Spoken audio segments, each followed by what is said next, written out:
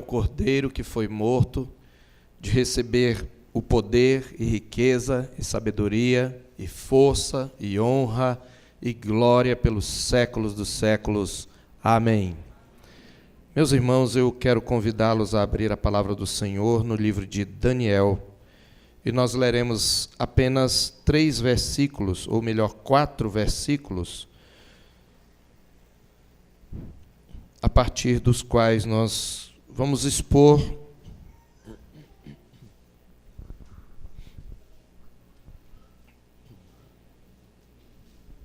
sobre algumas verdades que nos motivam à resistência. Verdades que nos motivam à resistência. Daniel capítulo 2, versículos 20 a 23. Esta é apenas uma leitura introdutória, na verdade, ela ocupa o centro do texto que utilizaremos para a nossa mensagem. Nós utilizaremos o que está no capítulo 1 e o que está no capítulo 2, e eu creio que este texto é o centro exatamente dessas duas narrativas, que une essas duas narrativas. Diz assim a palavra do Senhor Deus: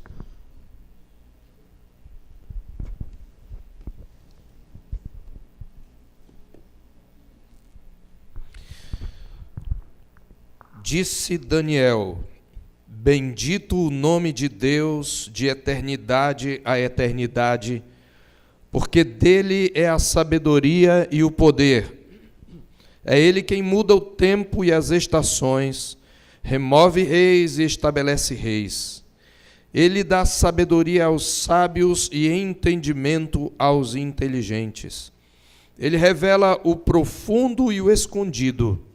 Conhece o que está em trevas, e com ele mora a luz.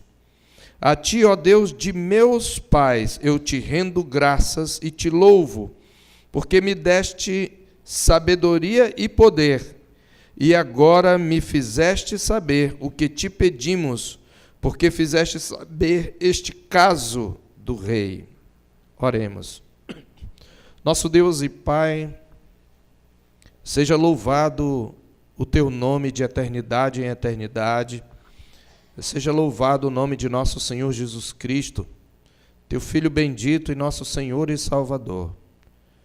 Seja glorificado o teu Santo Espírito, que é o penhor da nossa herança, que nos revelou o mistério da tua vontade e que nos abre o entendimento para compreendermos a Cristo.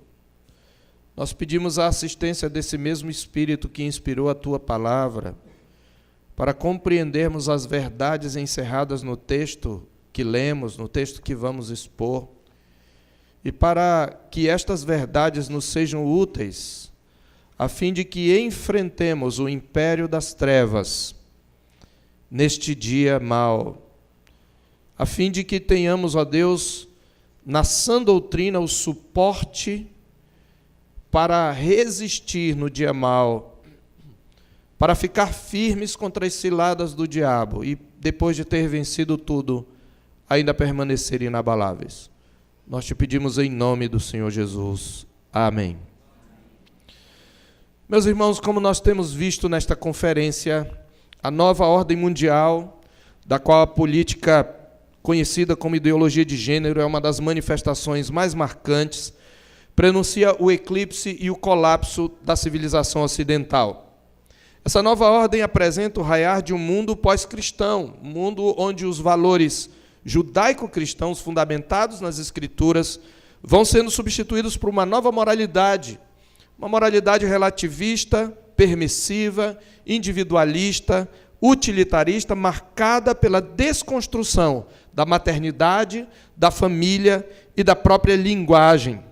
Uma vez estabelecida essa nova ordem, o Estado se assenhoreará de todas as instituições, incluindo família, igreja, escola, interferindo em suas soberanias particulares, ditando todos os valores fundamentais da vida humana e assumindo um status divino.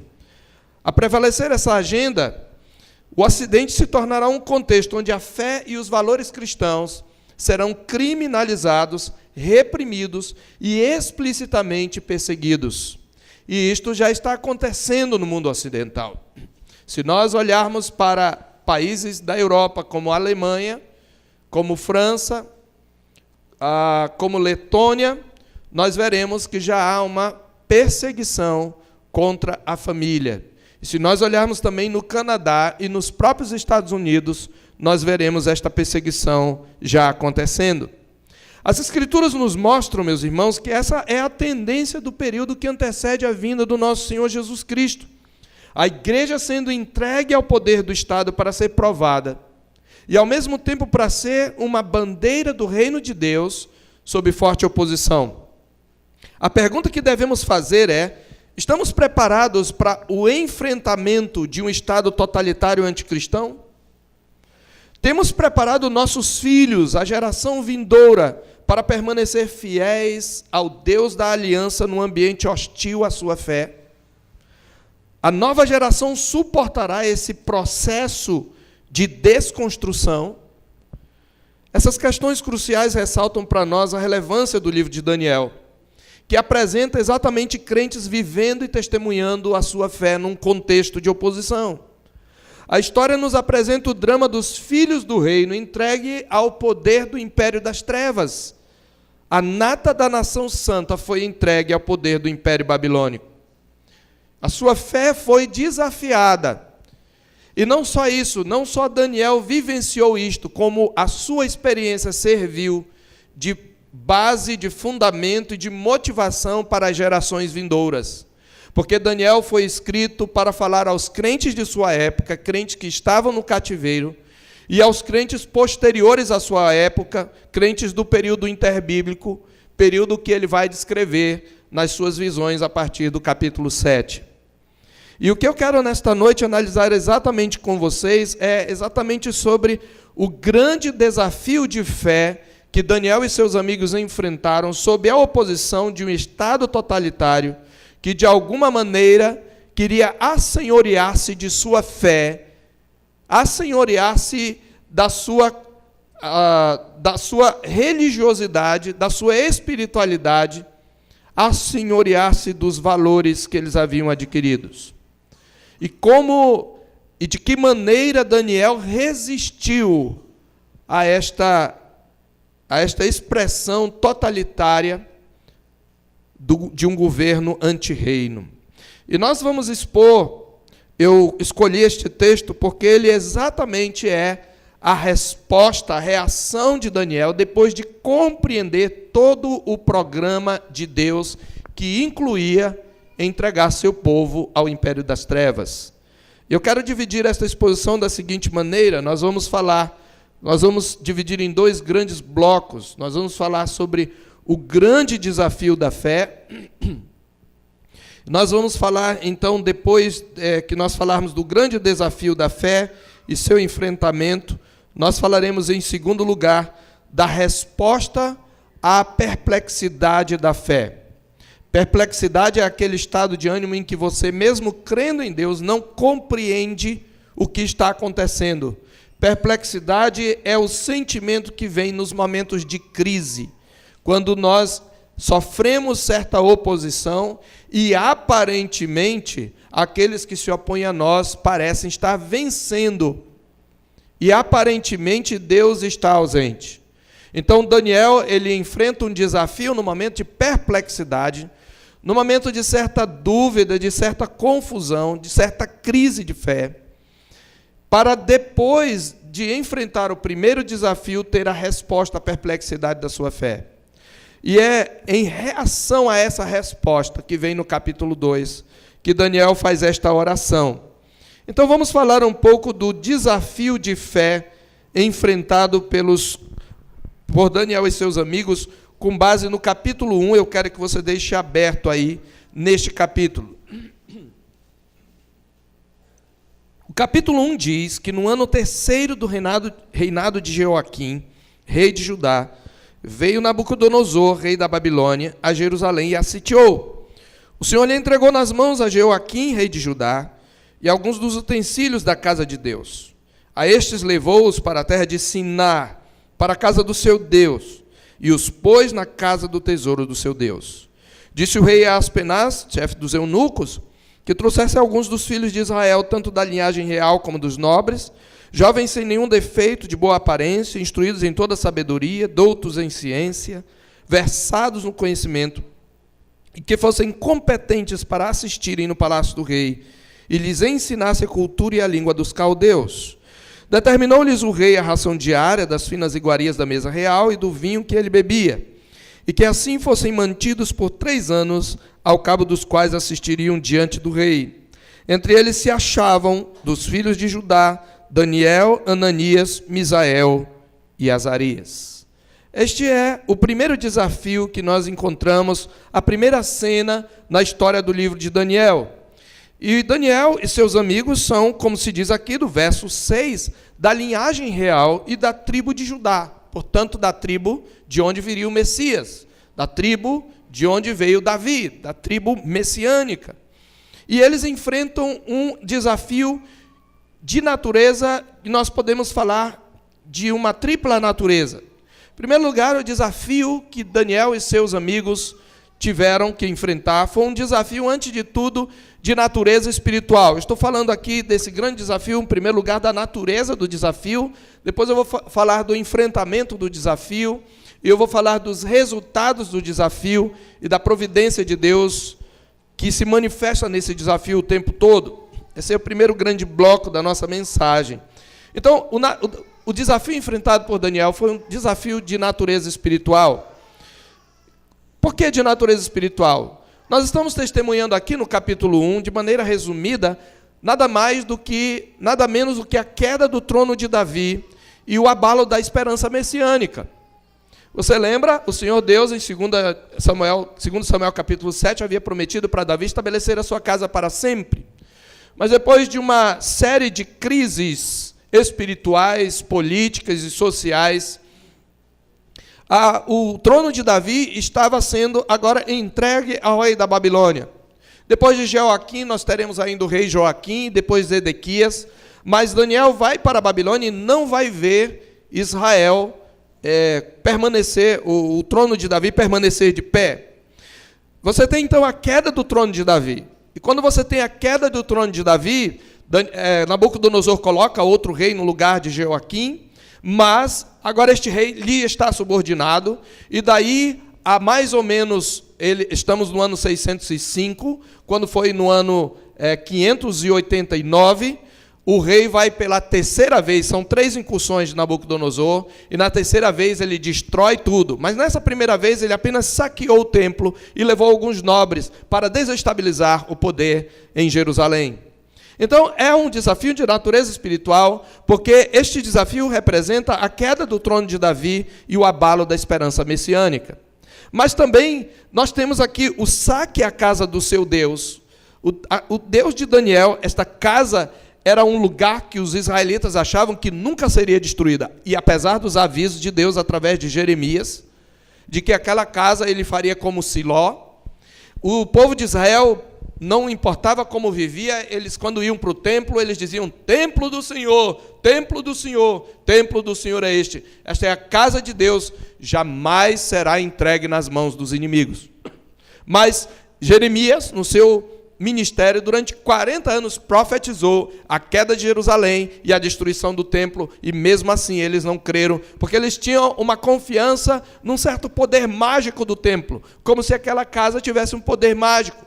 Mas Deus já havia prometido na lei, em Deuteronômio mesmo, que se eles transgredissem, o Senhor iria dispersá-los pela face da terra. E eles não deram ouvidos ao Senhor, e o que nós temos agora é Daniel, um menino crente, como vamos ver, um adolescente de 16 anos aproximadamente, 15 ou 16 anos, ele vê não só a queda do trono de Davi, o abalo da esperança messiânica, na qual ele havia sido educado a esperar, instruído a esperar, mas ele vê o saque da casa do seu Deus e os utensílios do templo, tesouros do seu Deus, levados como despojo para a casa do Deus da nação invasora. Lembre-se que o templo era o centro da vida espiritual do povo de Deus, e este duro golpe é carregado de simbolismo, Porque na cultura do Antigo Oriente, quando uma nação invadia outra e a subjugava, entendia-se com isso que os deuses da nação invasora estavam vencendo os deuses da nação conquistada. E o saque ao templo era a manifestação mais clara desta vitória dos deuses da nação invasora. Por isso, como prova disso, os tesouros do templo do Deus da nação vencida eram tomados como despojo de guerra e levados para o país de origem da nação conquistadora e oferecidos ao seu Deus, ou aos seus deuses. Este é um desafio espiritual, pois é para Daniel, um adolescente, como se o Deus de Israel tivesse sido capturado junto com o seu povo. O Deus de Israel parece que está indo a cativeiro. Mas esse desafio também, em segundo lugar, foi de natureza física, pois Daniel ele é aprisionado ali em Jerusalém, ele é obrigado a caminhar a pé por cerca de 1.500 quilômetros até a capital do Império Babilônico, até a Babilônia, e lá ele é castrado. Isto é pouco reconhecido por muitos comentaristas, mas eu acredito que ele foi castrado por várias razões. Aqueles que apresentaram razões contrárias não me convenceram na sua argumentação. A primeira razão é que, observe que, em primeiro lugar, e que a história secular mostra, que os babilônios assumiram um costume, eles imitaram um costume dos assírios. E era costume dos assírios castrar os jovens, os nobres, os jovens da nobreza, que iam trabalhar no palácio do rei. Por quê? Porque o rei tinha muitas esposas. Ele tinha esposas e concubinas, eles tinham um harém, e jovens de boa aparência, como se diz aqui, bonitos, né, bonitões, poderiam, de repente, tomar uma das esposas do rei, e tendo filho com ela, poderiam gerar um herdeiro, e depois querer usurpar o trono. Então, para garantir que eles não fossem que eles não cometessem essa traição, eles eram castrados. Isso era um costume dos reis da Babilônia. Não só isso, mas a castração, de certa maneira, inibia a agressividade das pessoas, desses homens, porque a castração ela diminuía o testosterona. Inclusive, a barba deixava de crescer, a voz afinava. Então, perdia-se, de certa maneira, um certo grau de virilidade. Então, é um desafio de natureza física. Eu tenho também um segundo argumento para fundamentar a ideia de que eles foram castrados, além de ser um costume da Babilônia comprovado, aqui no texto mesmo diz que eles são entregues ao chefe dos eunucos, no verso 7. Observe isso, desde o verso 3 e o verso 7. Então, os eunucos eram exatamente os servos castrados do rei. Há uma outra coisa. Quando Ezequias permite, no livro dos reis, que a Babilônia visite e veja os seus tesouros, Isaías diz para ele, você não deveria ter feito isso, porque um dia, estes mesmos reis, os reis dessa mesma nação, vão invadir esse templo, vão saquear o templo, eles vão levar os teus filhos e eles vão fazê-los eunucos. Há uma promessa, aliás, há um juízo de Deus pronunciado por Isaías, de que descendentes de Ezequias seriam feitos eunucos. E ainda, para completar, todas as vezes, por exemplo, no capítulo 3, quando os amigos de Daniel são entregues para a fornalha, não há menção da sua família. E quando Daniel vai para a cova dos leões, não há menção da sua família. Mas se você observar, os inimigos são jogados para a condenação, recebem a condenação juntamente com a sua família. Então, por isso que eu digo que há um desafio físico, eles são castrados e, de certa maneira, a sua virilidade é atacada e ferida de morte. Terceiro lugar, foi um desafio de natureza cultural e intelectual. Há um processo de desconstrução cultural, e isso fazia parte da estratégia de Nabucodonosor para desestabilizar os reinos vassalos. Ele castrava para quebrar um pouco da força física, ele deportava para tirá-los do ambiente que os deixava seguros e para desestabilizar o poder, pois eles eram nobres, eles eram o futuro da nação. Observe no verso 4, que esses jovens eles já eram instruídos em toda a sabedoria, doutos em ciências e versados no conhecimento. Portanto, eram jovens que haviam sido educados exatamente para ocupar um lugar de destaque na nação de Israel e serem o futuro da nação messiânica. Então eram jovens capacitados. Então o que Nabucodonosor fazia? Ele também procurava realizar um processo que eu chamo de desculturalização. Observe aí no verso 5, no verso 4, parte B, eles deveriam ser competentes para assistirem no palácio do rei e lhes ensinasse a cultura e língua dos caldeus. E no verso 5 diz que isto aconteceu por 3 anos. Então eles são tirados, veja bem, na fase mais instável da vida, que é a adolescência, né? Aquela fase que o jovem quer se desprender dos pais, numa fase em que ele é um pouco confuso em relação a várias coisas, em relação à sua identidade. Eles são levados para a Babilônia, eles são expostos por 3 anos ao ensino da língua e da cultura dos caldeus. É um processo de desconstrução cultural que dura 3 anos. Lembremos-nos de que eles haviam sido educados por seus pais numa fé exclusiva e monoteísta, conforme prescrevia a lei. Você lembra de Deuteronômio 6? Diz assim a palavra do Senhor, coração da lei, dizia essas palavras que hoje te ordeno. Desculpe. Essas palavras que hoje te ordeno estarão no teu coração, tu as inculcarás a teus filhos, e falarás delas sentado em tua casa, e andando pelo caminho, e ao deitar-te, e ao levantar-te, tu as escreverás na tua mão, te serão por frontal entre os olhos, tu escreverás nos umbrais da porta. Você tem que impregnar os filhos da aliança com a palavra da aliança. E eles foram educados nessa fé, mas agora eles, longe dos pais, longe daquele ambiente todo do sacerdócio, longe do ambiente da igreja, eles são expostos a uma cultura inclusiva politeísta. Eles tinham uma fé exclusiva e monoteísta, e são expostos a uma cultura inclusiva e politeísta. E foi, em último lugar, um desafio de natureza política. Pois, além de tudo, meus queridos, esses jovens são recrutados para servir na corte do rei, no centro de poder do império opressor, passando a viver, como se diz, no olho do furacão.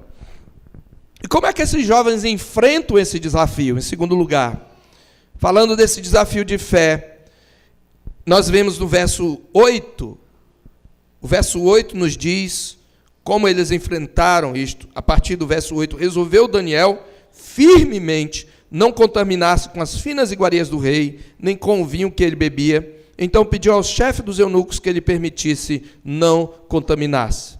Esse enfrentamento do desafio consistiu de 3 atitudes. A primeira foi um compromisso com a fidelidade à aliança, mesmo num contexto de perplexidade. Observe, esses jovens são a esperança da nação, são o futuro da nação, eles foram educados para reinar ou para compartilhar do reinado messiânico, eles são educados para continuar o trono de Davi, e agora eles são levados, sem mais nem menos, eles veem o saque ao templo, eles são castrados, eles são expostos a uma cultura, eles vão para a universidade babilônica, eles aprendem aquilo que tinha de mais avançado no mundo antigo, porque eles aprendem também ciências como matemática, geometria, astronomia, mas misturado com magia, com ocultismo, com astrologia, etc.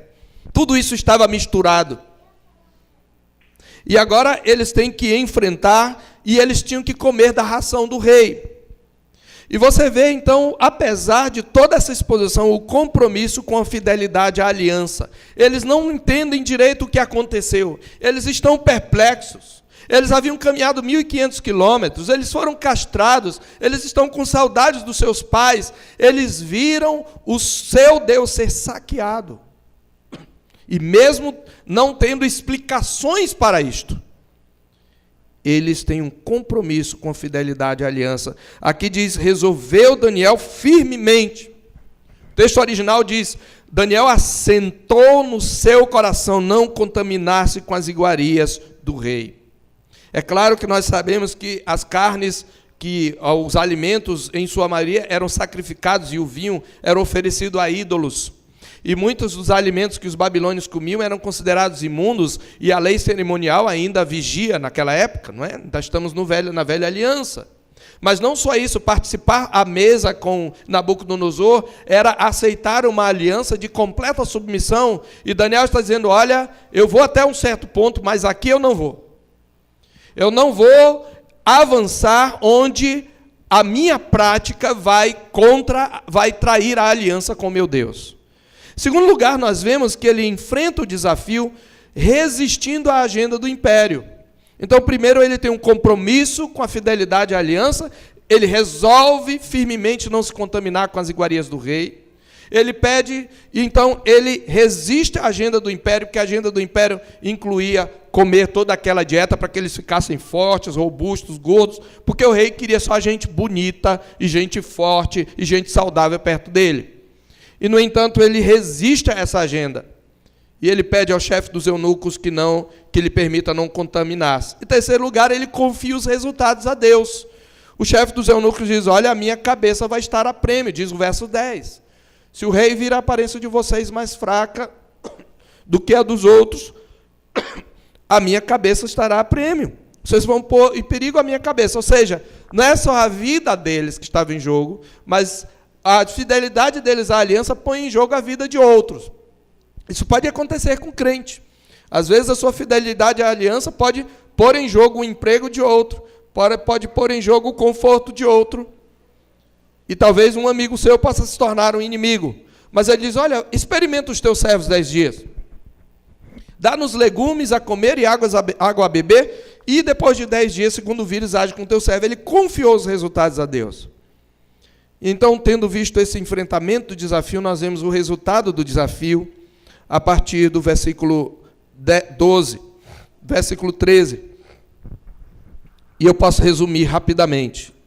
Eles se mostraram fisicamente mais fortes no final daqueles 10 dias. Eles eram mais robustos. Aqui significa mais gordinhos mesmo do que os demais. Mais corados, mais saudáveis.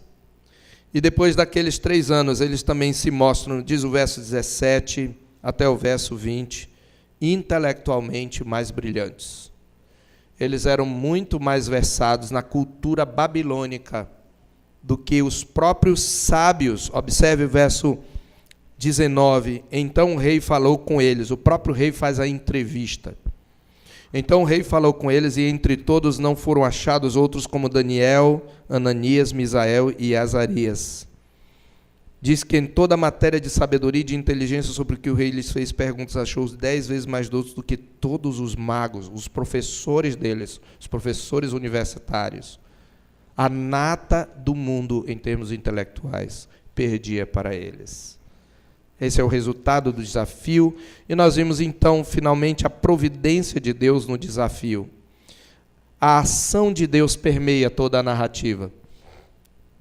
Apesar de Deus não explicar para Daniel por que ele estava naquele lugar, por que o templo havia sido saqueado, por que o rei havia sido deposto, por que eles haviam sido castrados, eles que eram o futuro da nação, agora estavam numa nação para ficar lá no cativeiro.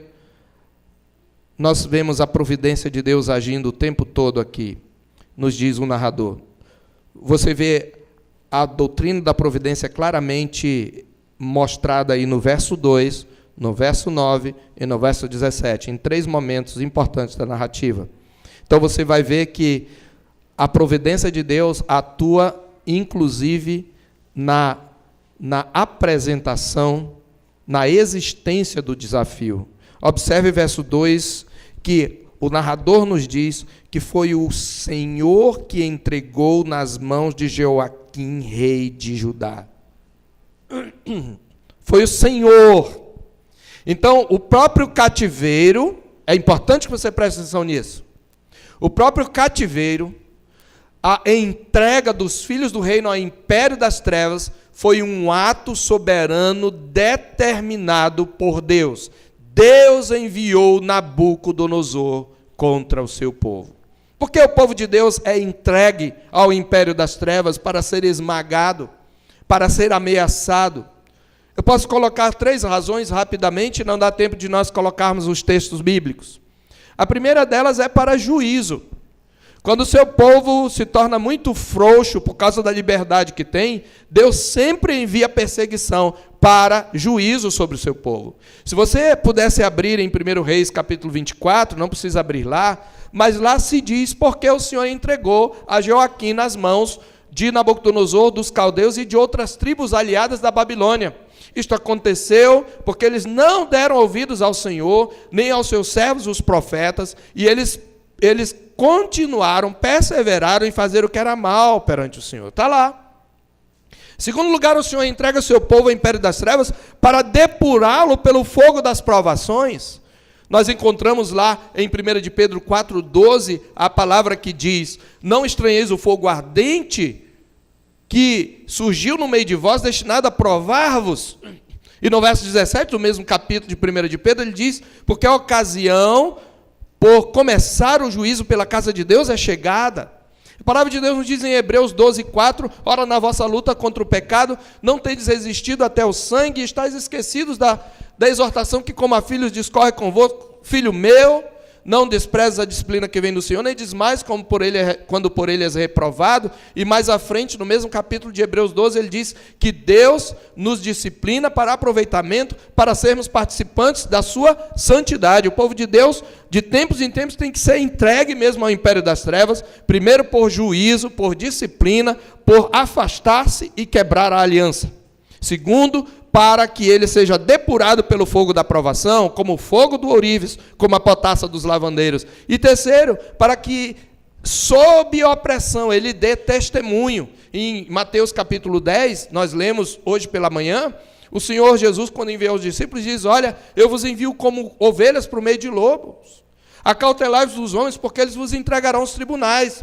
Mas nesse texto mesmo, Jesus diz: isto acontecerá para que vocês deem testemunho perante os reis. Por isso que o povo de Deus é entregue de tempos em tempos. Então, você vê, a providência de Deus é que entrega o seu povo a este desafio. Mas a providência de Deus está presente também no seu enfrentamento, verso 9. O mesmo Deus que os entregou nas mãos de Nabucodonosor dá a eles mercê, misericórdia e compreensão da parte dos seus opressores. Ora, Deus concedeu a Daniel misericórdia e compreensão da parte do chefe dos eunucos. E também você vê a providência de Deus nos resultados. Veja o verso 17. Ora, a estes 4 jovens, Deus deu conhecimento e a inteligência em toda a cultura e sabedoria, mas a Daniel deu inteligência de todas as visões e sonhos. Cada etapa da narrativa, simetricamente, é marcada pela mão providente de Deus. O Senhor entregou o seu povo ao inimigo, o Senhor concedeu graça e compreensão da parte dos seus conquistadores, o Senhor concedeu constituição física, sabedoria e conhecimento sobreexcelentes aos servos do reino. Essa marcante presença da mão providente de Deus se constitui uma irrefutável evidência de que o Deus de Israel não fora capturado. O Deus de Israel não fora conquistado. Pelo contrário, como sempre e também agora, aqueles que se levantaram contra o reino, contra o Senhor e contra o seu ungido, nada mais fizeram do que tudo aquilo que a mão e o propósito de Deus já haviam pré-determinado, como mais tarde reconhecem os apóstolos perseguidos em Atos 4, 28. E aí você vê o verso 21 terminando essa narrativa com uma manifestação discreta do prevalecimento do reino de Deus. É declarado: Daniel continuou até o 1º ano do rei Ciro. Então, o narrador adianta a narrativa, ele atravessa no tempo narrativo toda a época de Daniel, todo o cativeiro. Você sabe, Ciro vai ser aquele rei que vai conquistar, derrotar a Babilônia e vai permitir aos israelitas voltarem. O que ele está dizendo? O reino da Babilônia vai passar, mas os servos do reino vão estar de pé como um emblema, como uma manifestação de que o reino de Deus é sempre eterno, de que o reino de Deus domina sobre tudo. Nós precisamos nos lembrar, irmãos, no entanto, vendo esse primeiro bloco, do contexto histórico vivido por Daniel e por Israel. Daniel, nesse tempo da narrativa, não sabe do que nós sabemos no verso 21, porque ele ainda está naquele momento de perplexidade. Daniel está vivendo o contexto mais crítico, talvez, de Israel, um processo de devastação. Aquele era um contexto que humanamente seria compreensível eles pensarem como Jeremias declara em Lamentações 3:18, já pereceu a minha glória, como também a minha esperança no Senhor. Observe, um crente, Jeremias diz, a minha esperança no Senhor pereceu. Certamente esse é quase o sentimento de Daniel. Nós tendemos a pensar assim por muito menos do que aquilo que Daniel e seus amigos sofreram. Pois eles foram despojados de tudo aquilo que parecia dar significado à sua vida e à sua fé. Ele permanece firme, ele não se contamina com as iguarias do rei, mas ele ainda não tem uma explicação para toda aquela situação de opressão, de humilhação e de perda da esperança messiânica. Devastação é a palavra que resume o estado de Daniel, e apesar disso ele permanece firme. Mas aí então o capítulo 2 é que vai mostrar como Deus responde à perplexidade da fé. E esse é o segundo grande ponto, a resposta à perplexidade da fé. Qual é a resposta que Deus dá para Daniel? Nós já extraímos muitas lições do verso 1, mas Daniel ainda não tinha noção disso. É no capítulo 2 que Deus vai lhe dar a resposta. E ele lhe dá a resposta através do sonho de Nabucodonosor. Através da manifestação do mistério do reino de Deus. Sabe o que é que dá a resposta a Daniel? Em uma palavra, o Evangelho. Deus revela para Nabucodonosor o mistério do Evangelho, que naquela hora era oculto, que depois foi revelado pelos santos apóstolos e profetas. Como é que Deus revela? Você já conhece a história, nós não vamos olhar todos os versículos, mas Nabucodonosor tem um sonho. E a primeira coisa que nós vemos é o que eu chamo de manifestação do mistério do reino. A resposta à perplexidade da fé que Daniel e seus amigos demonstraram firmemente, ela vem em primeiro lugar, por uma manifestação do mistério do reino. Um sonho perturbador é dado ao rei. E você vê aqui, em primeiro lugar, a impotência do rei e, ao mesmo tempo, a prepotência do rei. O capítulo 2, eu preciso dizer, ele é escrito em aramaico, que era a língua da Babilônia, porque ele é um testemunho para todos os povos. Ele narra o sonho do Nabucodonosor.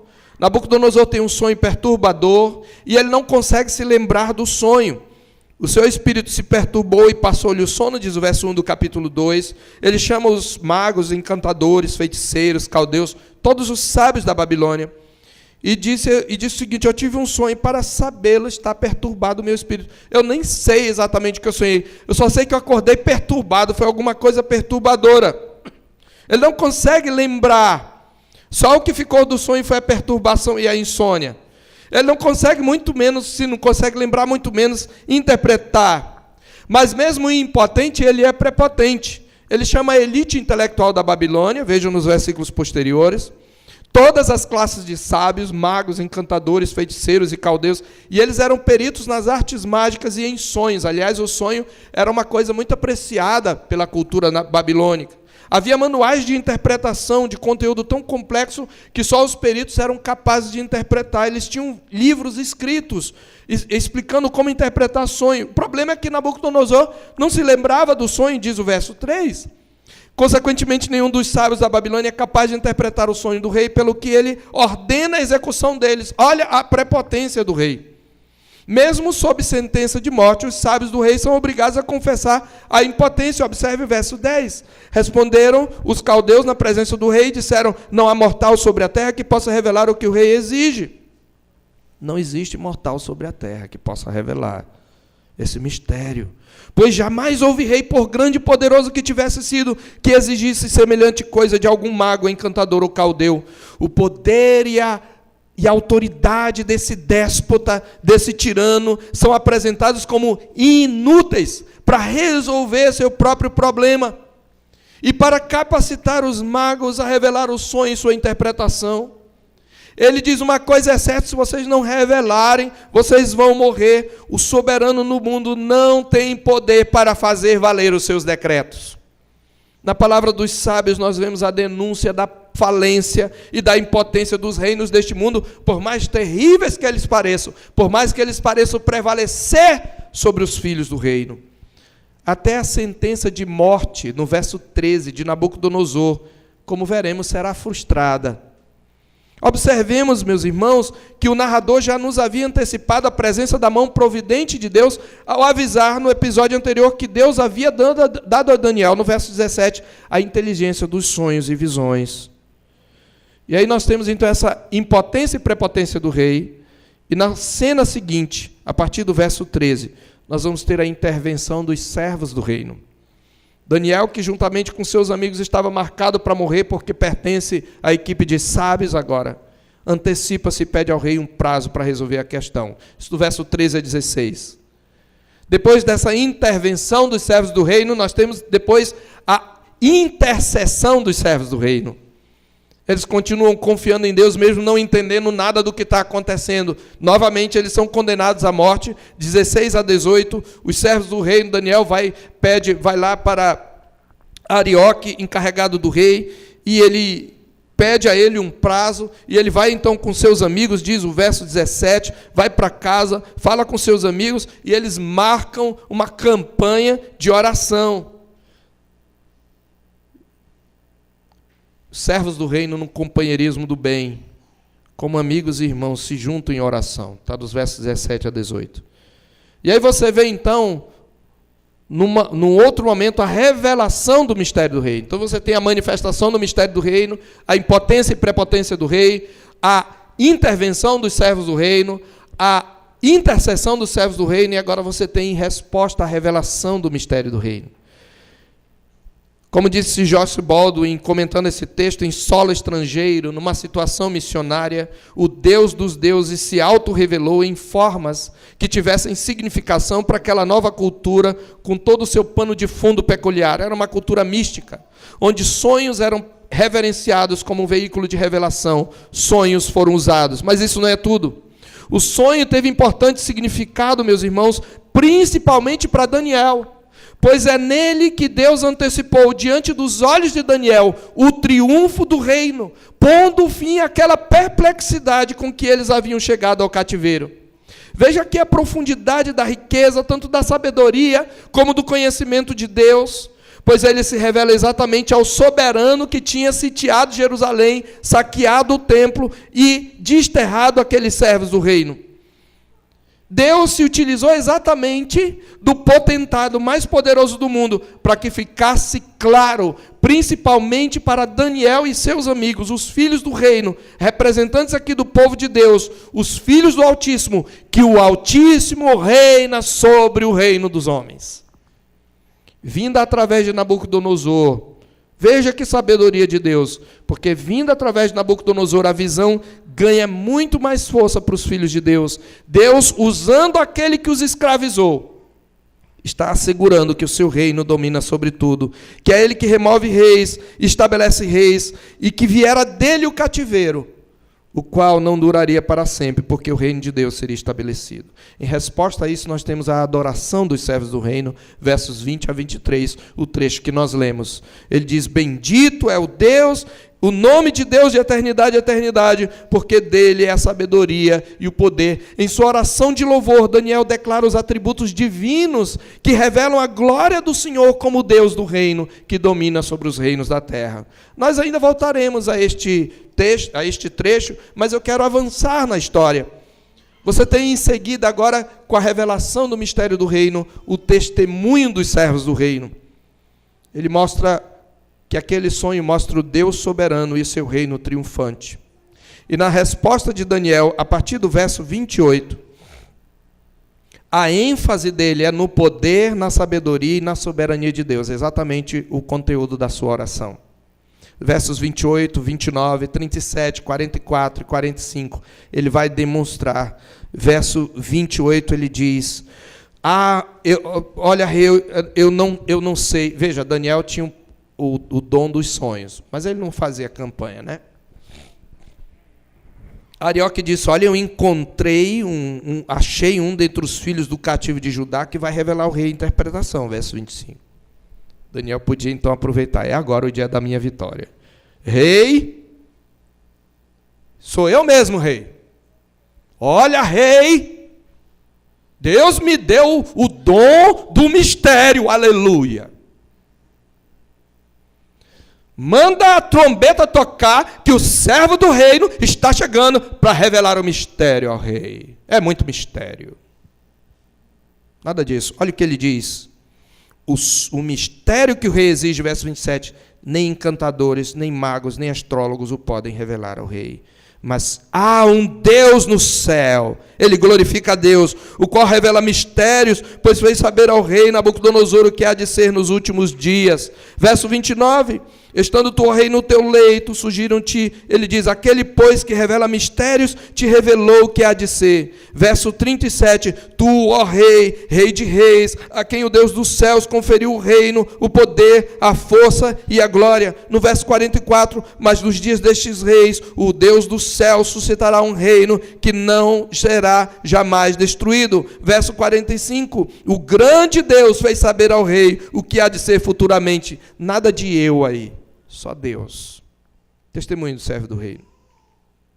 Como uma grande estátua. Você viu, o rei sonhou com uma grande estátua. Essa estátua era enorme, era terrível, era grande em glória e resplendor, e ao mesmo tempo causava terror.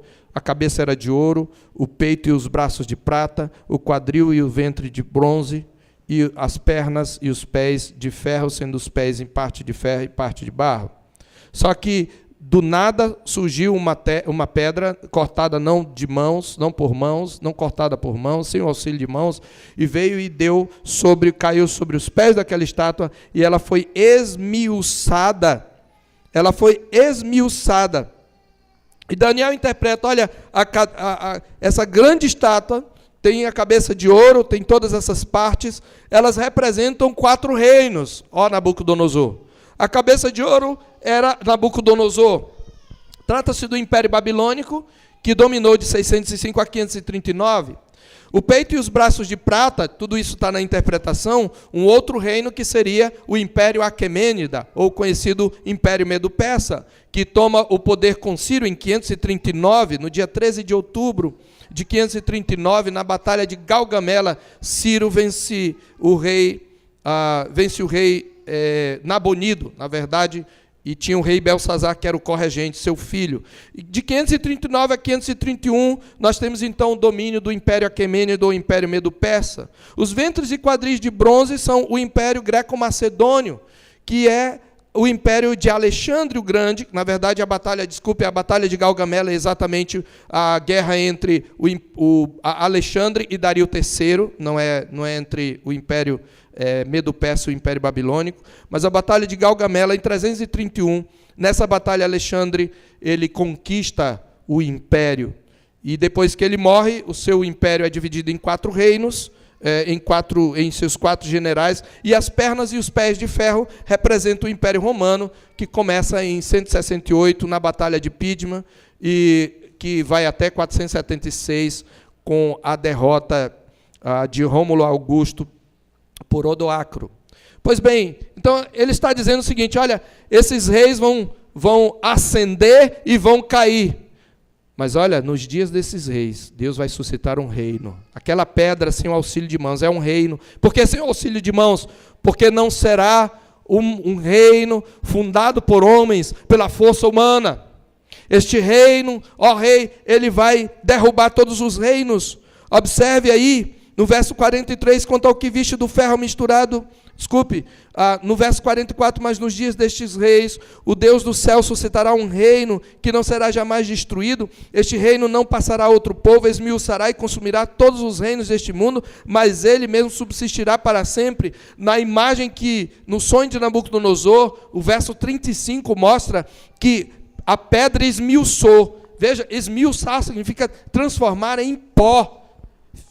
Tornaram uma coisa miúda, esmiuçou o ferro, o barro, o bronze, a prata, o ouro, e eles se tornaram como a palha das eiras no estio. As eiras eram um telhado onde se usava o telhado era usado para bater o trigo e separar a palha do trigo. E o vento levava a palha. Quando se jogava a palha para cima, o grão que era mais pesado caía e a palha era levada. Ele está dizendo, esses reinos, por mais terríveis, imponentes, que impõem respeito, reverência, por mais que tenham glória, eles vão se tornar como a palha das eiras. E diz que deles não se viram mais vestígios. Sabe o que quer dizer? Quando o reino de Deus se consumar, não haverá nem ruínas desses reinos. Não haverá um mínimo sinal. Quando novos céus e nova terra, nos quais habita a justiça, forem consumados, não haverá mais sinais, vestígios dos maiores reinos do mundo. E este reino iria surgir nos dias desses reis. Você sabe que o rei veio durante o período do Império Romano. Observe que a estátua não caiu simplesmente, ela é esmiuçada. Até o ferro, símbolo de força e resistência. O ouro, símbolo de preciosidade. Tudo é esmiuçado, tudo virou pó. Não fica um sinal, por pequeno que seja, de que aqueles reinos existiram. Mas a pedra se transformou numa grande montanha e encheu toda a terra. Lembremos que os montes são, na Bíblia, um símbolo de firmeza, de resistência, de imponência, de solidez. A confissão, meus irmãos, os versículos 20 a 23, voltando para eles, da soberania de Deus em Daniel 2, 20 a 23, ela foi fruto dessa visão que agora ele relata ao rei. A resposta de adoração ali, portanto, não foi apenas porque Deus lhe havia revelado o sonho do rei e sua interpretação e o livrado da morte. Não é isso que mais motiva Daniel a louvar a Deus, embora isto esteja incluído. Mas o que levou a adorar foi o fato de antever o triunfo do reino de Deus e o seu caráter soberano, independente e irresistível. E aí ele traça o seguinte testemunho na aplicação da sua mensagem. Primeiro, por mais poder que Nabucodonosor tivesse, por mais soberano que ele fosse, ele tinha que saber 4 verdades, que Daniel fala na sua explicação. Primeiro, que todo poder, domínio que lhe haviam sido lhe haviam sido outorgados por Deus. O Deus do céu, diz o verso 37 e o verso 38. O Deus do céu foi quem te deu esse poder. É uma expressão contextualizada ao estrangeiro. Ele chama não de Javé, mas de Deus do céu. Segundo, ele diz para Nabucodonosor que como tais essas prerrogativas de governo, de domínio dadas por Deus, elas eram delimitadas pelo próprio Deus. E não incluíam o controle do curso da história. Por isso Nabucodonosor não pode nem lembrar o sonho. Terceiro, ele lembra a Nabucodonosor que aquele domínio era passageiro e não permanente. E quarto, que Deus suscitaria um reino de origem divina. Sem o auxílio de mãos, este reino estava sendo preparado, que destruiria todos os reinos desse mundo e se estabeleceria para sempre.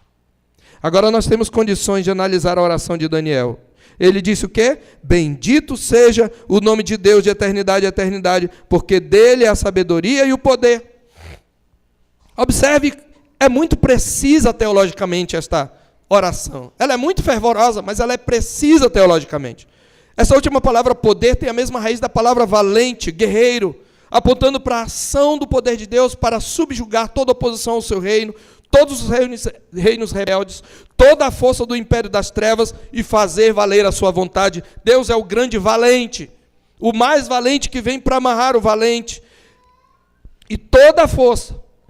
Esses atributos são a seguir explicitados na forma como Deus age. Observe, dele é a sabedoria e dele é o poder. Como Deus de poder, ele prossegue na sua oração. Ele muda o tempo e as estações. Isso mostra o poder e o controle sobre a criação. Mas ele também remove reis e estabelece reis. Isso mostra o controle e poder sobre a história. E como Deus de sabedoria, Daniel continua na sua oração, ele dá sabedoria aos sábios e entendimento aos inteligentes. A redundância significa os sábios receberam sabedoria de Deus. Os inteligentes receberam o entendimento de Deus, onde a sabedoria, Deus é sua fonte. Além disso, como Deus de sabedoria, ele revela o oculto, o profundo e o escondido, conhece o que está em trevas e com ele mora a luz. Portanto, esses atributos, sabedoria e poder, são comunicáveis. Ele concede a quem quer para fazer os filhos do reino instrumentos do seu plano redentor. Ele concedeu a Daniel e seus amigos que reconhecem a ação de Deus sobre eles. Mas há uma coisa que Daniel fala, e que foi aquilo que o manteve mesmo em tempos de perplexidade. Ele é o mesmo Deus dos seus pais. Ele diz, verso 23, a ti, agora eu entendo, ó Deus, a ti, ó Deus de meus pais, por cuja educação eu pude permanecer firme e fiel à aliança. Tu és o Deus que os meus pais me ensinaram na infância. E eu não me arrependo de ter permanecido fiel, mesmo quando não entendi a história. A ti, ó Deus de meus pais, eu te louvo, eu te dou graças. Daniel não se esquecera do que ele havia aprendido com seus pais, de quem agora estava para sempre separado, cujos ensinamentos jamais esqueceria. Desde a infância, ele sabia as sagradas letras que podiam torná-lo sábio para a salvação. Por isso ele diz, ele é o Deus dos meus pais, e ele é o Deus soberano e providente. Somente quando observamos o conteúdo da visão é que nós entendemos a oração. E conclui-se a narrativa a partir do verso 46. E nessa conclusão, o rei opressor adora o rei dos reis. Então o rei Nabucodonosor se inclinou e se prostrou em terra perante Daniel e ordenou que lhe fizessem oferta de manjares e suaves perfumes. Por um lado, meus irmãos, essa atitude revela a mentalidade idólatra, panteísta e politeísta de Nabucodonosor. Mas por outro, nós devemos ver por trás dessa manifestação humana falível uma cena de sabor inegavelmente messiânico. Como nos foi informado no capítulo 1, verso 3, Daniel era da tribo de Judá, da linhagem real, da qual viria o Messias, o agente do reino eterno representado no sonho pela pedra.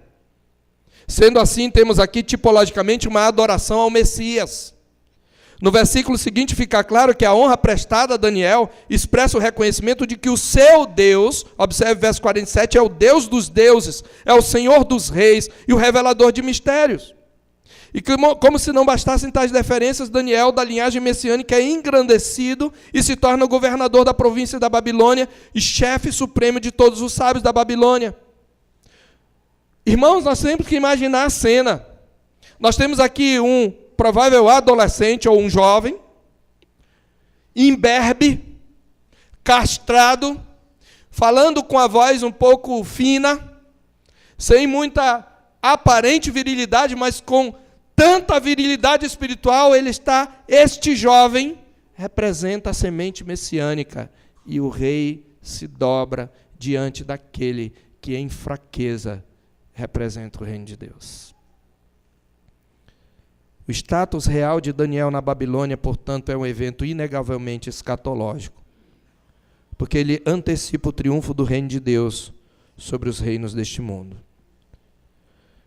Tendo visto todas estas coisas, estas verdades, eu quero então encerrar com algumas aplicações. Eu quero chamar a sua atenção para algumas doutrinas aqui presentes em Daniel, que são antecipações do Evangelho. A primeira doutrina é a doutrina da Santa Semente. Eu quero que você pense da seguinte maneira, tal como em todas as partes das Escrituras, nós temos na história de Daniel a revelação do mistério do Evangelho. Porque tudo o que acontece com esses filhos de Judá retrata exatamente a forma como Deus age para redimir o seu povo. A semente messiânica, representada por Daniel e seus amigos, desce à terra do cativeiro, é submetida ao poder de um Estado totalitário, tem a posteridade ameaçada. Nós temos na história de Daniel e seus amigos, meus irmãos, um desdobramento da promessa de Gênesis 3,15, porém inimizade entre ti e a mulher, entre a tua semente e a semente da mulher, e o mesmo padrão que nós encontramos desde o episódio envolvendo o justo Abel. A semente santa, aquela semente da mulher da qual viria o Redentor para esmagar a cabeça da serpente, é submetida ao poder e à autoridade do império das trevas, para ser destruída pela semente maligna, a semente da serpente. E aqui, mais uma vez, a promessa do Redentor é ameaçada. Esse padrão culminará com a vinda do próprio Cristo, e se estenderá até o tempo do fim à sua igreja. Portanto, os representantes da semente santa, eles sofrem as consequências do pecado da nação, mesmo que não partilhassem de suas práticas pecaminosas. E mesmo sendo fiéis, esses quatro jovens sofrem junto com o povo de Deus as consequências da apostasia desse povo. Podemos dizer deles, parafraseando Moisés, que o autor aos Hebreus fala a respeito de Moisés, lá em Hebreus 11, 25 e 26, e eu parafrasei o autor, aplicando a eles preferiam ser maltratados com o povo de Deus, a usufruir dos prazeres transitórios do pecado, porque consideraram o opróbrio de Cristo por maiores riquezas do que os tesouros da Babilônia, porque contemplavam o galardão. Essa é a doutrina da Santa Semente. Nós vemos, em segundo lugar, a doutrina do servo sofredor. O Senhor Jesus observou certa vez que há eunucos de nascença, há outros a quem os homens fizeram tais, há outros que a si mesmos fizeram-se eunucos por amor do reino de Deus. Daniel está entre aqueles que foram feitos eunucos por outros contra a sua vontade. Mas Cristo é aquele que se fez eunuco por sua própria vontade, por causa do reino de Deus. Ele nunca casou, e com isto ele trouxe a salvação a todos os filhos de Deus, para que seja o primogênito de muitos irmãos. O que nós vemos aqui, meus irmãos, é exatamente esse ponto. A santa semente, um servo sofredor do reino, antecipando o sofrimento daquele que seria o seu Senhor. E esta doutrina é importante para nós compreendermos. Nós, então, podemos ver aqui exatamente o servo sofredor. Daniel está entre aqueles que foram eunucos contra a sua vontade. Mas na semente messiânica, oprimida e humilhada, Deus revela o caráter irresistível, independente e triunfante do reino de Deus sobre os reinos do mundo. Todos esses aspectos revelados em Daniel se cumprem plenamente e perfeitamente na obra redentora de Cristo. Nós vemos aqui ainda a doutrina da batalha espiritual pelo reino de Deus. Daniel permaneceu no dia mau, e depois de ter vencido tudo, ele permaneceu inabalável, porque ele lutou na força do poder do Deus do reino. Vemos ainda o valor do legado dos pais e da preservação da tradição. Lembra, contra os valores voláteis de um mundo em mutação, nós precisamos valorizar a tradição e os valores recebidos dos pais. Isso tem implicação, pais, para a educação dos nossos filhos. Quem sabe se Deus não entregará o seu filho ao império das trevas para ser uma testemunha. E a pergunta é, pai, você o está preparando? Nós estamos preparando nossos filhos para que eles digam: o Deus de meus pais é o Deus do reino. Essa compreensão da natureza e da dinâmica do reino de Deus é o fundamento para a nossa postura na história, meus irmãos. A presença do reino é sempre discreta e invisível aos olhos, mas poderosa, independente e irresistível. Nós precisamos lembrar que Deus reina.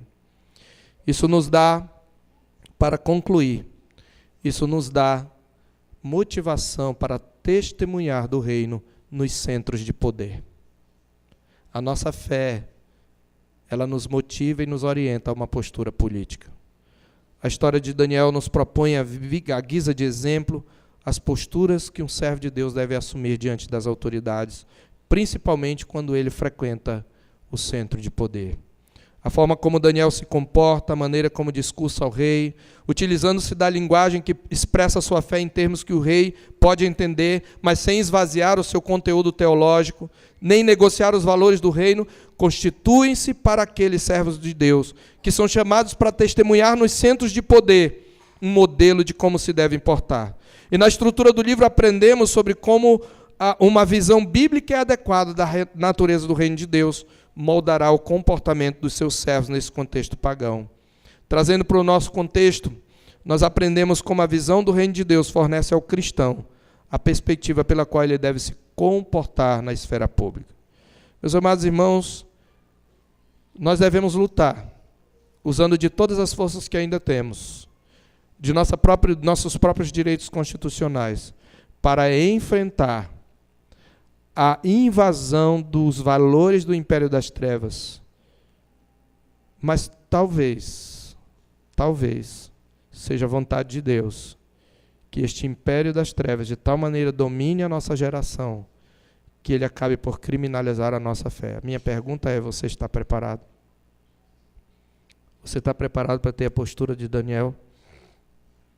Você está educando seus filhos, impregnando neles as Escrituras? Se eles forem entregues, será que eles vão resistir? Esses valores ensinados por Daniel nos ajudam e nos motivam a permanecer firmes. O que vai manter a sua família de pé, meu irmão, não é a lei mudar, não é aquilo que ainda garante os nossos direitos se manter, não é isso que vai manter sua família de pé. Porque se a sua família for educada dentro dos valores da aliança, deixa vir a perseguição, ela não vai destruir a sua família. Como ela não destrói os cristãos que vivem em países onde eles são perseguidos. Mas é preciso que você ensine os valores do reino aos seus filhos. E é preciso que nós aprendamos e tenhamos a confiança de que o reino de Deus um dia se tornará do Senhor e do seu Cristo. E Ele reinará pelos séculos dos séculos. Amém. Vamos curvar a nossa cabeça e orar. Pai, nós te louvamos pela Tua palavra e nós pedimos que ela seja para nós uma motivação e também um norte para sabermos como devemos nos comportar, como devemos enfrentar o império das trevas. Que possamos ser instrumento de reforma na nossa geração. Mas se aprouver ao Senhor entregar esta geração ao império das trevas para ser esmagada e perseguida, dá-nos a graça de honrar o Teu nome, permanecendo firmes, ainda que nossa vida seja ameaçada. E ajuda-nos, ó Deus, a educar com seriedade os nossos filhos, para que eles mesmos tenham firmeza de caráter, para dizer não às iguarias do Rei. Em nome do Senhor Jesus nós oramos agradecidos. Amém.